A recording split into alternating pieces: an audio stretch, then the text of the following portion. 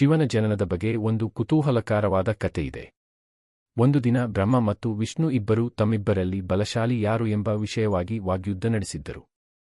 ಆ ಸಮಯದಲ್ಲಿ ಅವರೆದುರಿಗೆ ಅತ್ಯಂತ ಎತ್ತರವಾದ ಮತ್ತು ಪ್ರಖರವಾದ ಬೆಳಕಿನ ಕಂಬವೊಂದು ಪ್ರತ್ಯಕ್ಷವಾಯಿತು. ಇದರ ಬೇರುಗಳು ಪಾತಾಳಕ್ಕೂ ಮರದ ತುದಿ ಆಕಾಶಕ್ಕಿಂತಲೂ ಮೇಲೆ ವ್ಯಾಪಿಸಿದ್ದವು. ಈ ಕಂಬದ ಬಗ್ಗೆ ಕುತೂಹಲಗೊಂಡ ಬ್ರಹ್ಮ ಮತ್ತು ವಿಷ್ಣು ಇಬ್ಬರೂ ಇದರ ಬುಡ ಮತ್ತು ತುದಿಗಳೆಲ್ಲಿವೆ ಎಂದು ತಿಳಿದುಕೊಳ್ಳಲು ಉತ್ಸುಕರಾದರು. ಬ್ರಹ್ಮ ಒಂದು ಹಂಸದ ರೂಪ ತಾಳಿ ಕಂಬದ ತುದಿಗೆ ಹಾರಿ ಹೋದರೆ, ವಿಷ್ಣು ಒಂದು ಕಾಡುಹಂದಿಯ ರೂಪವನ್ನು ತಳೆದು ಭೂಮಿಯಲ್ಲಿ ಸುರಂಗ ಕೊರೆಯುತ್ತಾ ಪಾತಾಳದತ್ತ ಸಾಗಿದ.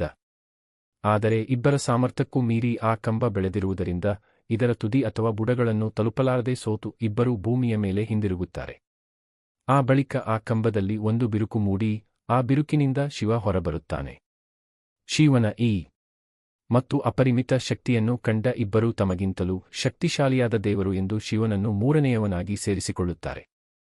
ಆದ್ದರಿಂದಲೇ ತ್ರಿಮೂರ್ತಿಗಳ ಹೆಸರು ಹೇಳುವಾಗ ಮೊದಲು ಬಂದ ಕಾರಣ ಬ್ರಹ್ಮ ವಿಷ್ಣುರವರ ಹೆಸರನ್ನು, ನಂತರ ಬಂದ ಕಾರಣ ಮಹೇಶ್ವರ ಎಂಬ ಹೆಸರನ್ನು ಕರೆಯಲಾಗುತ್ತದೆ.